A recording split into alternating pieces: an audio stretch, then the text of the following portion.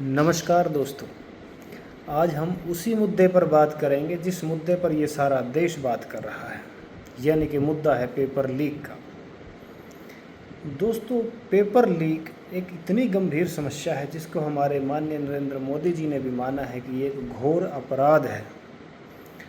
अपराध कई मायनों में है दोस्तों। पहला मायने में पेपर लीक हो जाना उन बच्चों को मेंटली डिप्रेस करता है जो बच्चे मन लगाकर पढ़ाई कर रहे थे, और जो बच्चे पेपर लीक की वजह से पास हो गए, जो एलिजिबल नहीं थे, वो बच्चे आगे निकल गए। तो उन बच्चों को, जो बच्चे पढ़ाई कर रहे थे, उनके मन पर कितनी गहरी चोट पहुंचाता है। इतनी गहरी चोट पहुंचाता है कि कुछ बच्चों ने सुसाइड तक कर लिया। जिन बच्चों ने सुसाइड नहीं किया वो बच्चे भी हताश हैं कि हमारा कुछ नहीं होने वाला, पेपर तो फिर लीक हो जाएगा। और वही बच्चे आगे जाएंगे जिसके पास देने के लिए, खरीदने के लिए, जैसा सुनने में आ रहा है कि 20 या 30 लाख रुपए होंगे। हमारा कुछ होने वाला नहीं है। और ये मुद्दा सिर्फ नीट के पेपर लीक से जुड़ा हुआ नहीं है, ये समस्त और तमाम बड़े एग्ज़ाम्स से जुड़ा हुआ है जो लीक हो जाते हैं, और मेहनत और पढ़ाई करने वाले बच्चे हताश रह जाते हैं कि हम कुछ नहीं कर पाएंगे, क्योंकि हमारे पापा के पास या हमारे पास देने के लिए, इस एग्ज़ाम को खरीदने के लिए लाखों रुपया नहीं है। तो इस वजह से अगर हम अपने बच्चों को ये कहें कि बच्चे पढ़ाई कर लो, तुम कामयाब हो जाओगे, तो दोस्तों मैं बात कर रहा था कि वैसे तो हम भारतीय जनता पार्टी के सपोर्टर रहे हैं, इसकी नीतियों के सपोर्टर रहे हैं, इसके सारे पॉलिसीज़ का हमने आज तक समर्थन किया है, सोशल मीडिया के थ्रू भी किया है, आज भी करेंगे। क्योंकि एक गलती के लिए किसी पार्टी को छोड़ देना, किसी के खिलाफ़ हो जाना, ये उचित नहीं है। किसी इंसान से भी गलती हो जाती है तो इसका मतलब ये नहीं होता कि हम उसके सीधा अगेंस्ट खड़े हो जाएं। गलती हुई है तो सुधार कर लें।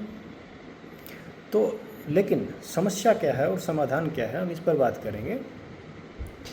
अब एक थोड़ी सी बात मुझे जो ठीक नहीं लगी, हमारी सरकार की तरफ से कहा गया कि पेपर लीक तो पहले भी होते थे, ये समस्या कांग्रेस के समय में भी थी।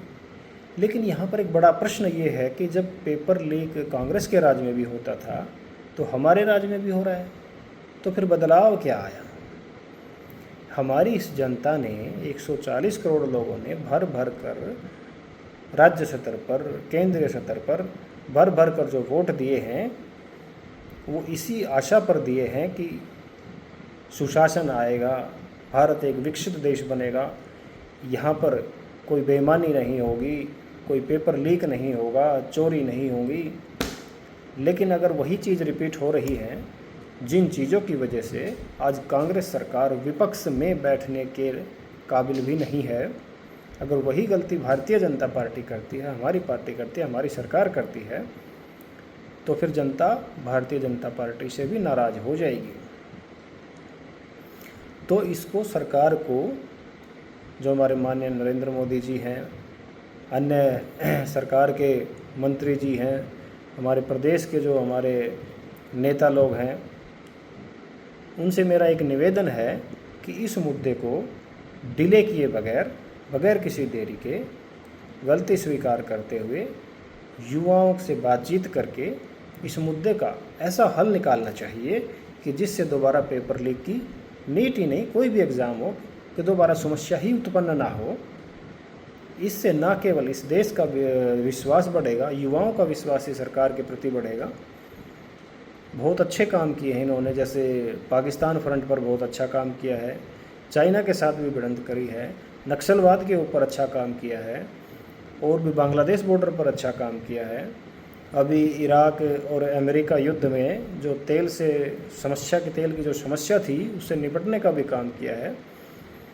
तो सरकार अच्छा काम कर रही है, बड़े सारे अच्छे काम कर रही है, लेकिन कुछ मुद्दे हैं, इनका बैठकर हल निकल सकता है। तो मेरा निवेदन यही है, इसको बगैर देरी किए, बगैर युवाओं को वहाँ पर बैठने का या किसी बात का उग्र होने का मौका दिए बगैर पहल करके निपटा देना चाहिए, क्योंकि ये युवा हमारे देश के ही, बाहर के नहीं हैं। धन्यवाद दोस्तों।